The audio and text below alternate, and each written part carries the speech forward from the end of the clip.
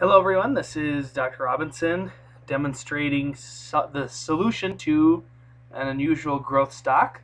So I'm going to start by constructing a stock that has unusual dividends and then terminal dividends. So we need years, so we're going to have year 1, 2, 3, and 4. Then we need R and G.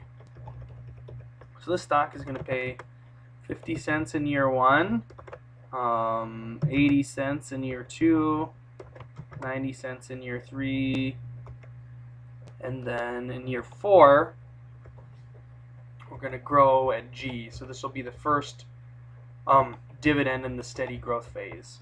So got an 18% return and 6% growth rate. So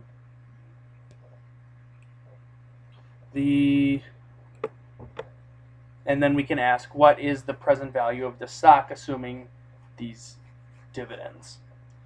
So the first thing we need is a dividend in year 4 so that we can find the value of the terminal stock in year 3.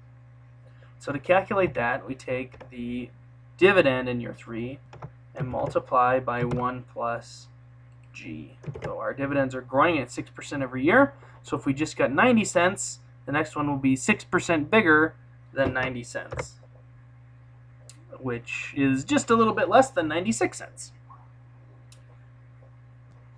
So these are the 3 unusual growth years, and then this is the first steady growth year. When we do a stock question with unusual growth, we will be adding 4 things, excuse me. So it's n plus 1. If you have 3 years, you add 4 things, and the exponent in the denominator of those 4 things is 1, 2, 3, 3. So if we had 8, it would be 1, 2, 3, 4, 5, 6, 7, 8, 8. 9 things, and the last 2 would be discounted by 8. And those 4 things on a 3-year stock are the 3 dividends that are unusual, and then the terminal stock. Okay, so first I'm going to calculate the value of the terminal stock. So the value of the terminal stock is equal to D1 over R minus G if we're looking from the perspective of year 0. So we need next year's dividend divided by R minus G. So at the end of year 3, we need to use the dividend from the end of year 4, 96 cents, and then divide by R minus G.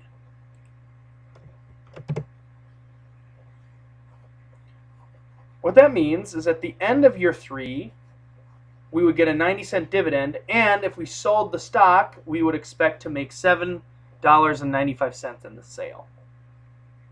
Those are both effectively cash flows in year 3.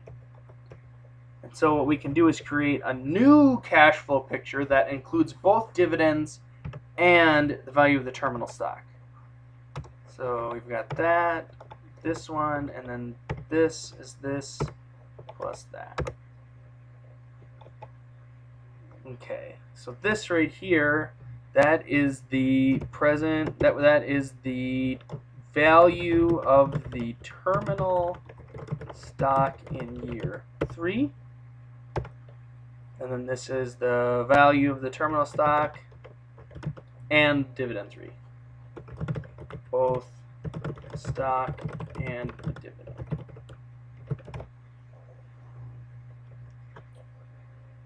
So 0.5, 0.8, and $8.85 are the actual cash flows that we receive to owning the stock. And it's the actual cash flows that we'll be discounting back to today using the discount rate. So if I receive 50 cents in a year, the present value of that is 50 cents divided by 1 plus R, and I'm going to lock that in. Pushed F4 there. And then to the 1.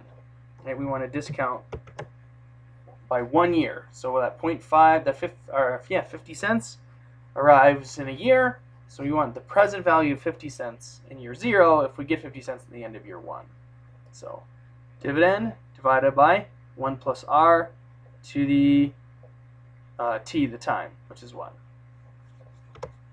So 50 cents, we would get 42 cents worth of present value. But the way I set this up, we locked in R, and the price, the cash, and the time can vary. So if I just fill to the right, I get, this is the present value of 80 cents there, and you can see it's pointing at the 2 and at the 80 cents, and at R still. And then now this last one is pointing at the $8.85, which is, again, a combination of the dividend and the terminal stock. The dividend being 90 cents and the terminal stock being $7.95, and taking the present value. And since they both arrive at the end of year 3, we use a year 3 discount rate. Take those numbers and we'll sum those up. And that is my present value of the stock, or the price per share. So just a quick recap, these are just given information. This is given information. This we calculate by multiplying the old dividend times 1 plus G, because we're in the steady growth phase now. This is a 3-year unusual growth stock. And then this is the terminal stock. So that's next year's dividend from the perspective of year 3 divided by R minus G. So we'll receive, if we sold the stock at the end of year 3, we're predicting we would receive $7.95 for it. So the total cash in year 3 is 90 cents and $7.95, making a total of $8.85. So I said in a 3-year unusual growth stock, we would add 4 things. Those 4 things are 1, 2, 3, 4. And the discount rate that we apply to those are 1, 2, 3, and 3.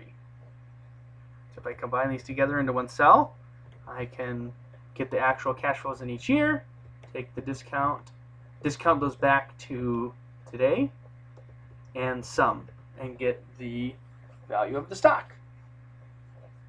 This also works if growth rate is negative. So if we've got a negative growth rate of 6%, the stock will be worth much less, and the dividends are increasing. It also works if the discount rate and the growth rate are close together.